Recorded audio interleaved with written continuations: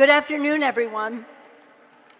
When I was told about today's festivities, I was told that there would be speeches from visitors, and in between there would be cultural performances.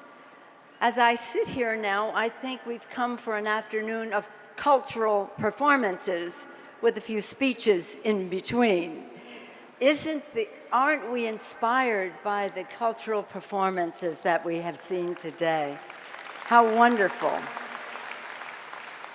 Your Holiness, it is with profound gratitude and humility that I am deeply honored for the privilege to join you for this blessed celebration of your 80th birthday.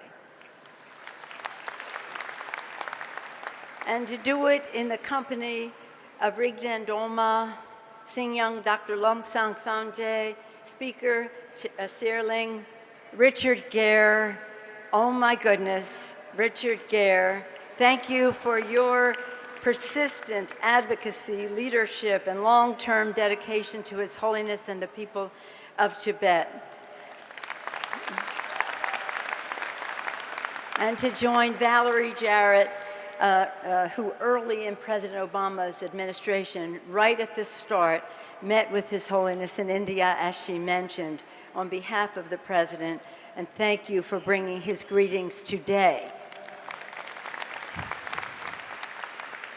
It's an honor to be with the monks who are here. And I want to go from Valerie's comments to say that it was President Obama who earlier this year, at the National Prayer Breakfast in February, he said this. He said that His Holiness the Dalai Lama is a powerful example of what it means to practice compassion, who inspires us to speak up for the freedom and dignity of all human beings. President Barack Obama earlier this year.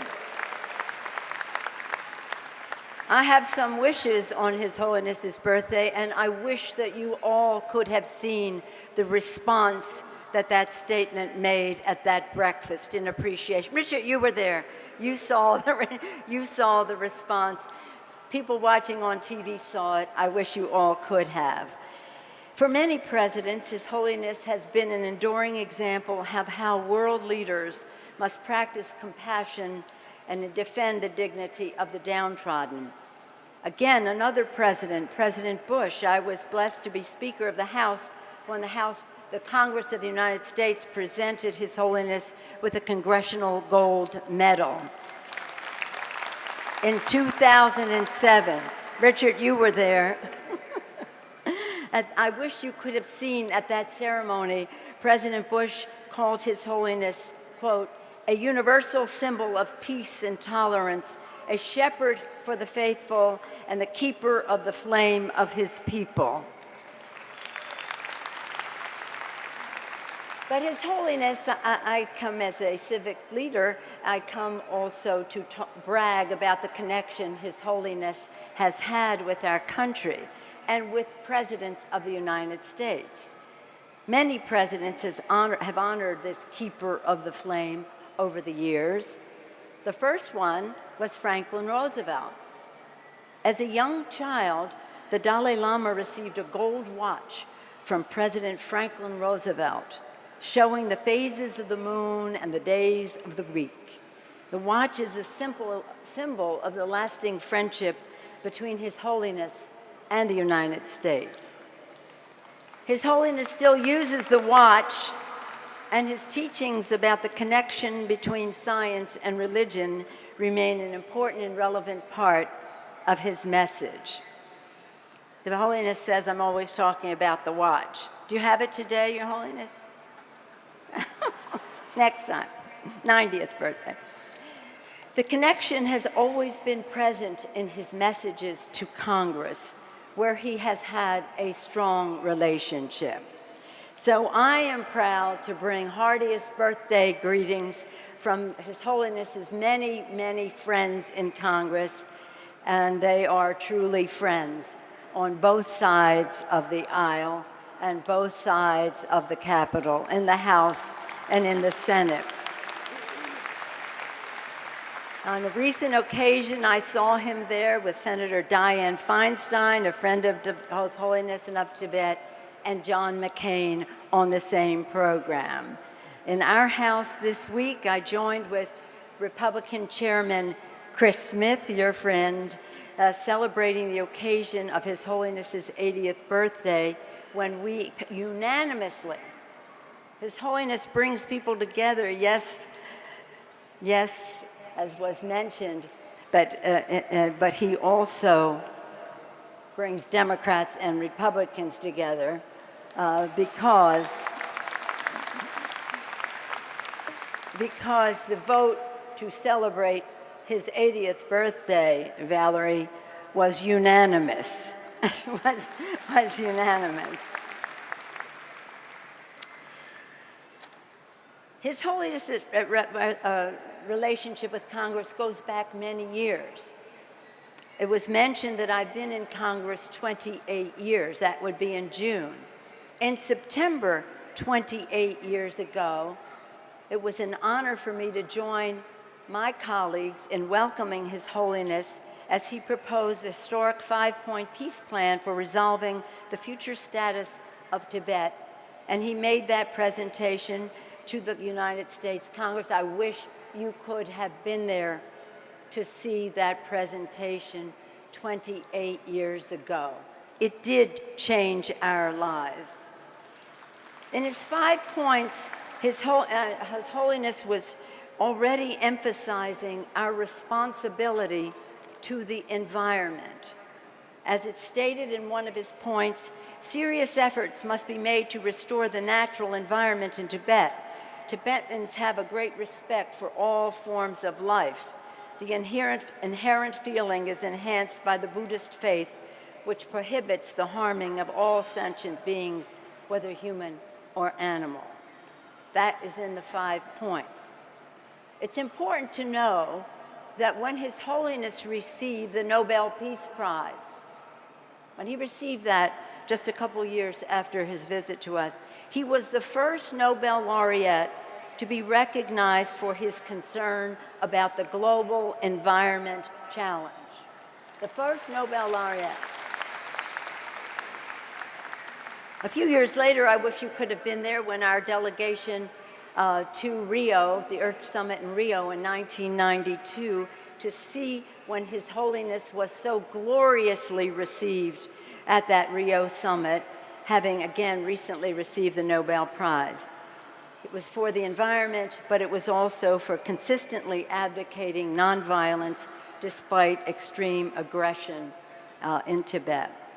Many of us were privileged to be together 10 years ago. You were there, Richard, for his 70th birthday in Washington, D.C. I had the privilege to introduce him with thousands of people. A crowd like this was there. Seems like yesterday, Your Holiness. When we awarded the Congressional Gold Medal in the Congress, that takes place inside the Congress. But so many people wanted to be there that we had to have an outside program as well. Thousands of people traveled from many distances to be there, to be in the presence of His Holiness. Massive crowds, I wish you could have seen them, turned out to visit him. When we went on a congressional codel to Dar es Salaam, our delegation was so moved to see His Holiness in his setting. And yes, Valerie, it was so incredible to see the faces of the little children being raised in the Tibetan culture, which many children in Tibet would be deprived of that opportunity. It was also moving to see the anguished faces of people newly coming into Dharamsala over the mountains just to report to His Holiness about the conditions in Tibet. I just associate myself with the characterization Valerie gave because she described it so well. I wish that you could all see how embraced His Holiness. We know how respected he is in the world, It's such a joy to see him in Dar es Salaam. Of course, we want to see him in Tibet. Of course, as we see him today, we know that people all over the world would do anything to seek an audience with His Holiness. Tibetans have walked and hiked for months across the freezing Himalayan mountain passes. It is the most perilous escape route on earth. A month of walking over the mountains in the freezing cold. They all do this to be in the presence of the Dalai Lama. How blessed we are today to be here for an audience with His Holiness on his birthday celebration. For almost 8 decades, because he started as a child practically, the visionary leadership of the Dalai Lama has been critical to amplifying the voices of Tibetans in Tibet and beyond. His clarion call for freedom in Tibet is a challenge to all who believe in justice, in dignity, and in the power of the human spirit. Indeed, the situation in Tibet remains a challenge to the conscience of the world. Under the Chinese government continuing occupation of his homeland, Tibetans are losing their culture and their future of human rights situation is deteriorating. If freedom-loving people do not speak out against oppression in Tibet because of China's economic strength, then we have lost all moral authority to speak out on human rights anywhere in the world. When I say that to His Holiness, he said he prays that he can rid me of my negative attitudes, but anyway. As a young person in 1960, he's always young, His Holiness wrote a beautiful prayer entitled The Words of Truth, which proclaims, "May all fears from unbearable war, famine, and disease be pacified, to freely breathe an ocean of happiness and well-being." His Holiness's vision of happiness and well-being, so similar to our founder's promise of life, liberty, and the pursuit of happiness, ensure that people of every faith and every nation have a role to play in improving the lives of others. His Holiness has truly lived this truth. In reading about His Holiness and the situation in Tibet, I came across a Sanskrit word, and satyagraha, and I learned that word in Sanskrit means nonviolence, and it also means insistence on the truth. Nonviolence, insistence on the truth. Isn't this exactly what His Holiness is about? Isn't it what we should all be about? And yes, under his leadership, we must, in a nonviolent way, non-negative way, insist upon the truth of what is right for the world and what is right for Tibet. By speaking out against injustice, we insist upon the truth by following the dedication of his life to the well-being of others, insisting on the dignity of every human being. His Holiness has indeed changed the lives of some of us. He has changed many lives. He has changed the world. He has changed history, and he is changing the future. Richard Gere and I recently wrote a Wall Street Journal op-ed in praise of His Holiness.